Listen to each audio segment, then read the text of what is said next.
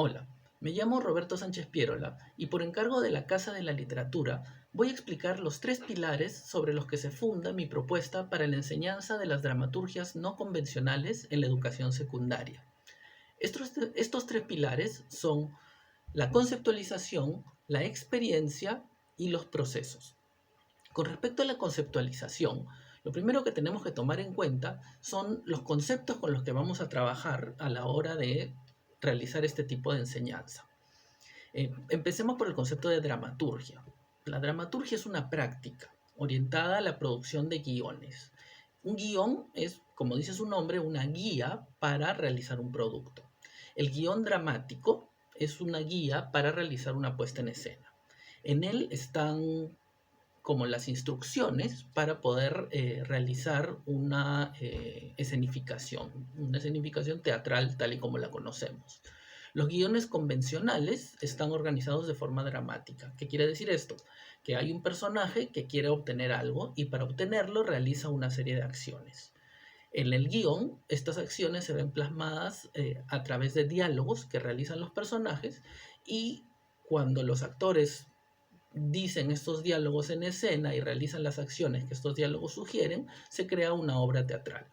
Esto sería lo que entendemos por una dramaturgia convencional.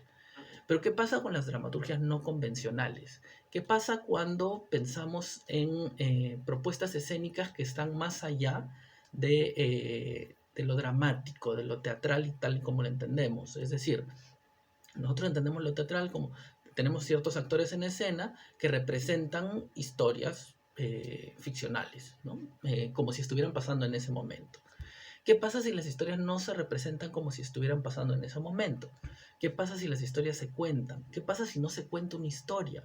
¿Qué pasa si las historias se representan o lo que se representa aparece no con representación antropomórfica de humanos, sino que a través de títeres, a través de objetos, a través de sombras?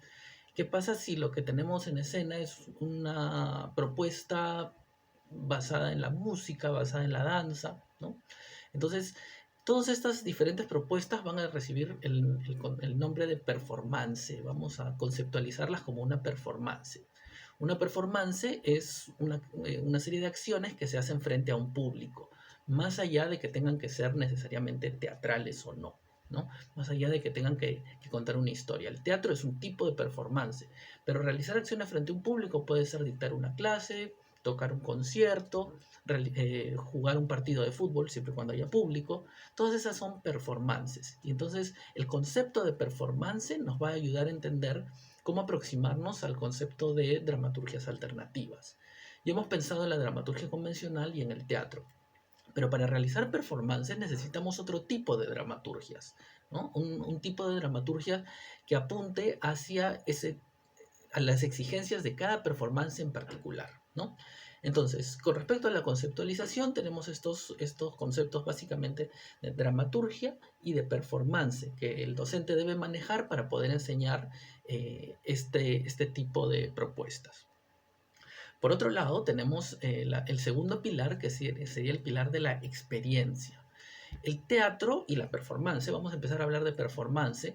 La performance es un evento, es una experiencia, es algo que se vive y que se da en determinado momento, como decía, acciones frente a un público. Entonces, ¿cómo va el alumno o cómo va el estudiante a escribir o a realizar dramaturgias alternativas si es que no tiene la experiencia de para qué sirven, ¿no? Uno no puede escribir un poema si antes no ha leído un poema. Entonces, el alumno tiene que estar expuesto a experiencias performativas. El docente tiene que permitir que el alumno, propiciar que el alumno pueda ir a diferentes tipos de performances para que pueda entender cómo va a trabajar esto a la hora de realizar las dramaturgias.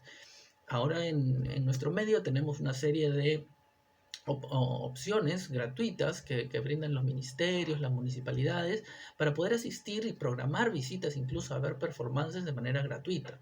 Uno de los ejemplos es la Casa de la Literatura Peruana, ¿no? Que pertenece al Ministerio de Educación, que ofrece una serie de oportunidades para poder presenciar las performances y a partir de ello aprender. No solo la Casa de la Literatura, sino otras instituciones también. Hoy día con el Internet es muy fácil poder encontrarlas, ¿no? Entonces, el segundo pilar es ese, o sea, el alumno tiene que entender que lo que va a crear es un guión para una experiencia, ¿no? Y para poder crear el guión de una experiencia tiene que haberla vivido, tiene que saber cómo funciona. Y en ese sentido, las experiencias implican relación, ¿no? Entonces,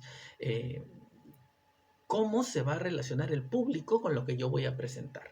Entonces, solo habiéndolo vivido lo va a poder entender, pues, si no, no va a funcionar que el docente lo, lo explique. Eso lo tiene que haber vivido el estudiante para poder trabajarlo. Y el tercer pilar es el pilar del proceso. La creación de dramaturgias es un proceso que implica una práctica, ¿no?